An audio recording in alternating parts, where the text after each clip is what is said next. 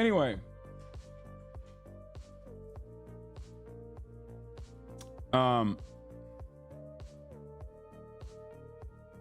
What if I was Bernie Sanders, I would kill myself in front of Amy Klobuchar, altering the course of the rest of her life forever after saying this about me. Senator Klobuchar and Baldwin have joined Governor Tim Walz on a students event. Klobuchar, we're going to see like a bus going through Western Wisconsin with, I want you to picture this, Bernie Sanders, Dick Cheney together holding a sign that says Brat Fall. Oh my God. Okay, that's facts. God, my goat is washed. When you find out that your goat is washed. Okay. All right, let's fucking blast off. Let's get started. Ladies and gentlemen, boys, girls, and MBs, we got a lot to talk about today. Obviously, I've taken 2 days off, so there is a tremendous amount of news that occurred in the past 2 days that I took off. You already know. Israel unleashes hell on earth in Gaza, plus bombs, plus attacks UNIFIL in Lebanon, while US sends 100 troops to defend Israel. Third Trump attempt.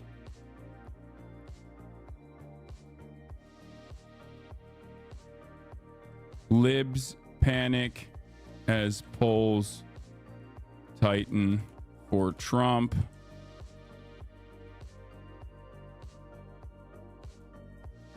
Bill Maher is a cretin.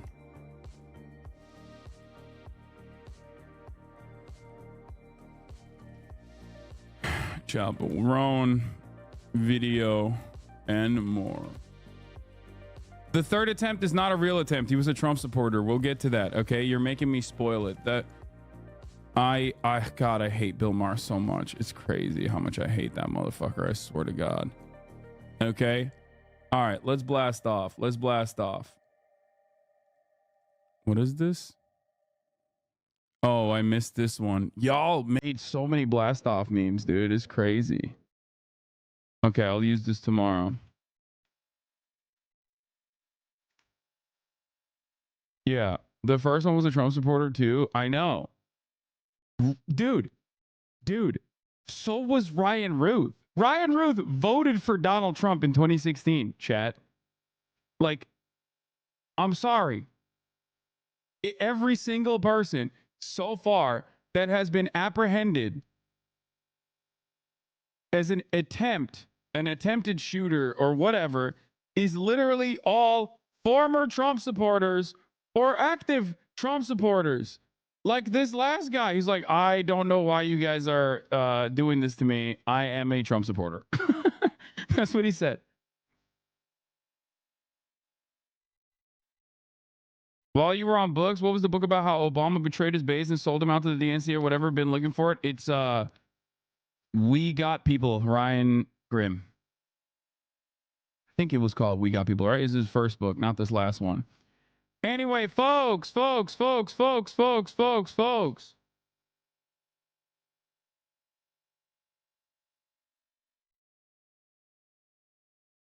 at the people he met. Well, oh, this is the guy who who was arrested. Yeah. He literally got arrested because he meets the markings of an assassin, because he's the most average fucking Nevada Trump supporter of all time. Of course he has a shit ton of guns and he has a fucking fake like sovereign citizen license plate. What are you talking about?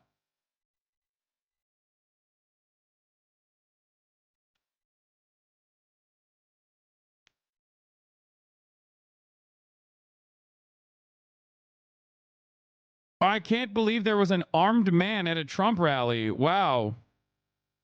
Like, what do you mean? Anyway, I also did the Pod Johns. I also did the Pod Jones on Friday morning before I went live on Friday, and apparently that one was very well received. Here's one clip off of TikTok that they posted. There is a massive amount of right-wing radicalization that has been occurring, especially in younger male spaces. Everything is completely dominated by right-wing politics. If you're a dude under the age of 30 and you have any hobbies whatsoever, whether it's playing video games, whether it's working out, whether it's, I don't know, listening to like a history podcast or whatever, every single facet of that is just completely dominated by center right to, I wouldn't say far right in the same way that it was back in like the 2016 era at the end of like Obama's administration, but like definitely center right to Trumpian right, like openly Trump right, not like genuinely neo-Nazi. That part is quieted down a little bit, but like they're like 90% of the way there for the most part. And that's it. Everything that they see is right-wing sentiment being expressed by individuals that they find charismatic, thought leaders, influencers that they subscribe to. And I think that that is some of the reason why you see this movement. The YouTube comments are incredible. Lots of 40 plus people claiming you changed their decades long belief hustle. Yeah, that was actually kind of shocking. I was genuinely confused by this. Part of the reason why I was genuinely confused by this is because like there are apparently a lot of you showed me to your parents and they like actually watched. Hasan is right. I'm a Democrat at 41. The campaign is making me sad. They keep moving right. I want them to move left. My daughter introduced me to Hasan 3 years ago, and I've been listening to him ever since. He helped change my perspective on Israel, trans people, socioeconomic politics, and religion. His influence has been massive for me, and I wish more of my demographic could be exposed to his long play content. I have gratitude for him. That's crazy to me. I did not know that it was like that. I didn't know it was like that. As a longtime listener and a fan of Crooked Media, Offline is my favorite of the bunch. It was really interesting to hear someone talk who is very clearly left and not just liberal. It kind of opened my eyes to the fact that PSA can be a bit of an echo chamber sometimes. Having this fresh perspective injected into the show was really good for you guys and the show in general, I think. I'm also impressed with how much information and statistics this guy has ready in his head like that. He really knew his stuff and didn't talk out of his ass, but backed it up with data and polling. Great interview, John. Yeah. You are good without derailing chatters. Yes. I think that one of my I think that I forget how much better I am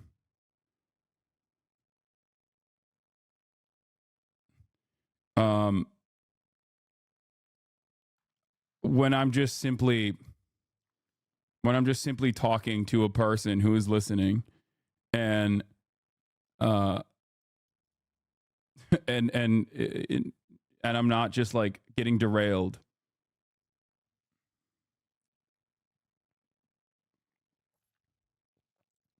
I've shown the video of you and NMP Law today and countless other times you open their eyes, and I'll be forever grateful to that. Yeah, I think the conversation that me and Nick Paulum had, which is ironic because like if you ask LSF or if you ask like weirdos, the only takeaway from that was oh, he showed Nick Paulum a fucking Houthi video or whatever. But I think ultimately that video was very instructive, very informative for someone who like kind of doesn't understand the basics or whatever. I don't know if we ever actually posted that. No, we did not. Or did we? Did we post it? No, I guess we didn't on the main channel. But if you find it, somewhere else, go watch it. And the clip channel, you can show it to people. We should have absolutely posted that on the main channel. I don't know why the fuck we didn't do that. That's crazy. But at least HasanAbi Productions is eating good. Did he post it?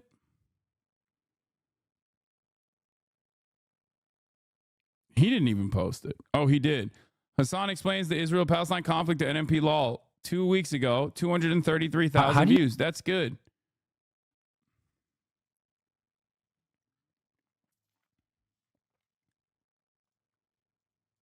I introduced you to my mom in 2020, and recently you gave her a shout out, and now she listens to you every day on YouTube. She's a 60-year-old teacher. I work at a state college and help non-traditional high school grads start college and getting my master's. Hope to run for Congress in the next 20 to 10 years. Hell yeah.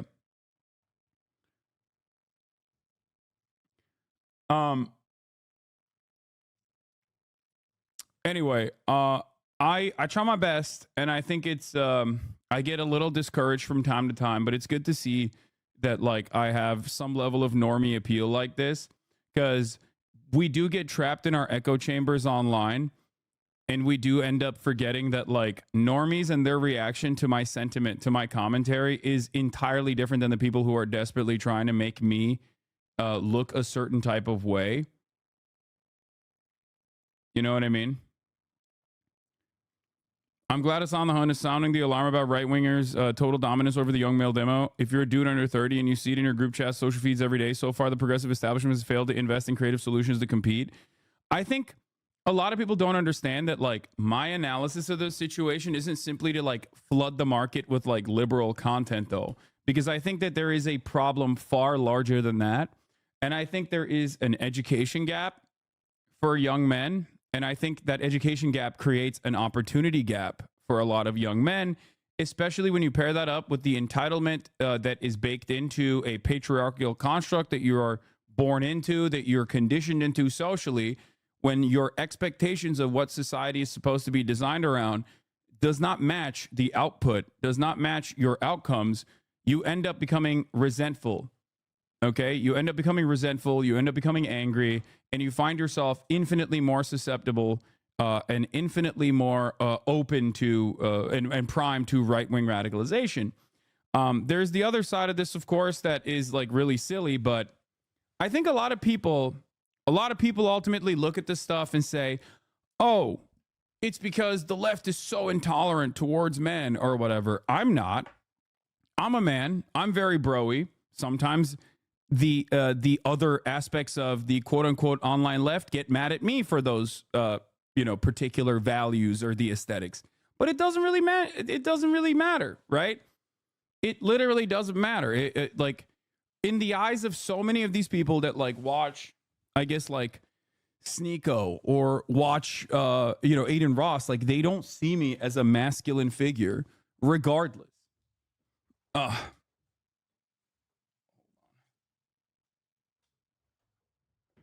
They see me as a pussy.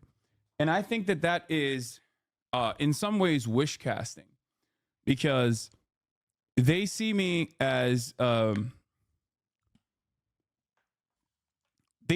pussy, basically, because like I'm a liberal in their minds. I'm a libtard, right? So for them, they don't like it's more so just like the ideology. That's what matters more. Not like your physical presence, not the way that you carry yourself. None of that matters. What matters is, are you a right winger or not? If you're a right winger, that means you are actually a masculine figure. And for a lot of these people, they don't fit that mold either. They don't fit that mold. It's aspirational. So in their minds, it's like better if you, in their minds, if you're like kind of a loser, if you're kind of insecure, in your mind, it's better for you to be perceived as masculine online as long as you say right-wing things. Therefore, you are also masculine that way. That's it. They're just LARPing. Is that why you tell people to suck your dick? You're being broy to appeal to young men? No, I tell people to suck my dick because I am that person.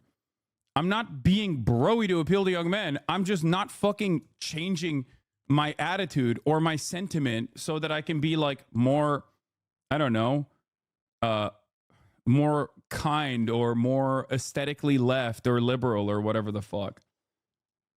Okay, that's it.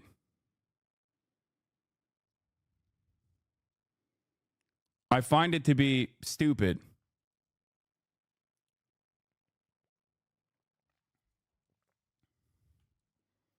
This is just who I am. Why the fuck would I change it?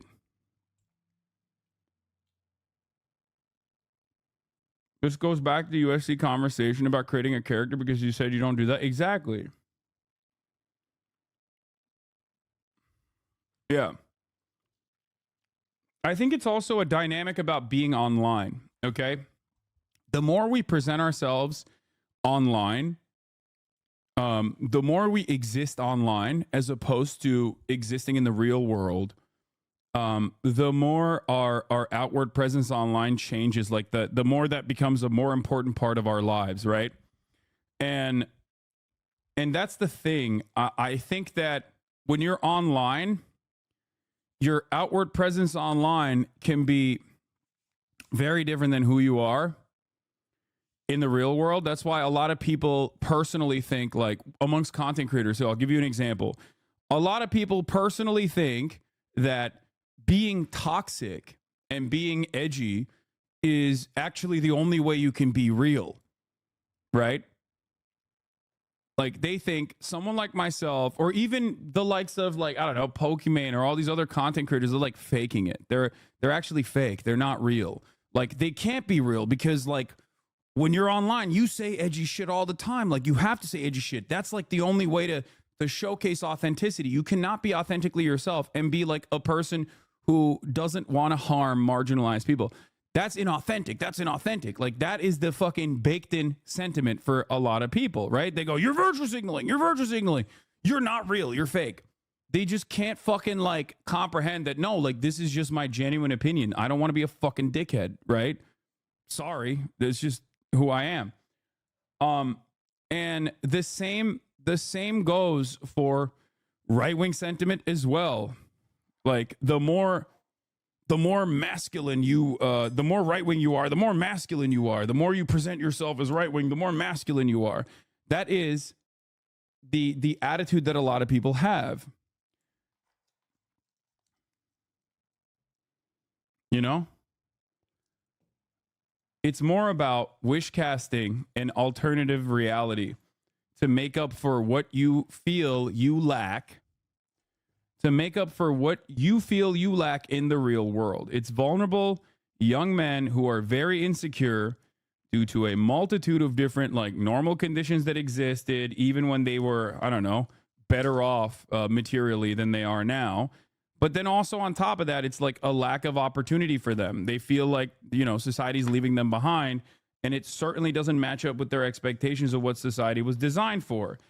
They see how things were for their father's generation, and then they don't see that matching up with their current existence, and they get mad. So they look for alternative reasons as to why it sucks. And there are a shit ton of people.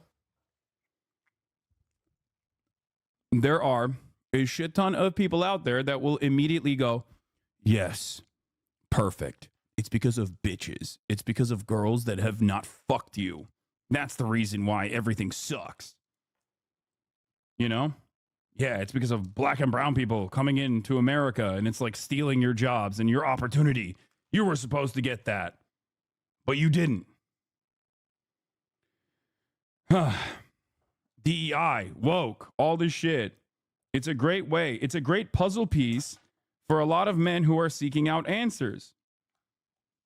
If you don't try to communicate, if you don't try to fucking address the harm, if you don't see where these guys are suffering and meet them where they're at and try to fix at least one of the major problems that they have and try to instill confidence in them, you are going to have a lot of fucking losers like this, constantly chirping and constantly crying. That's it. Isn't it just optics and don't have any substance?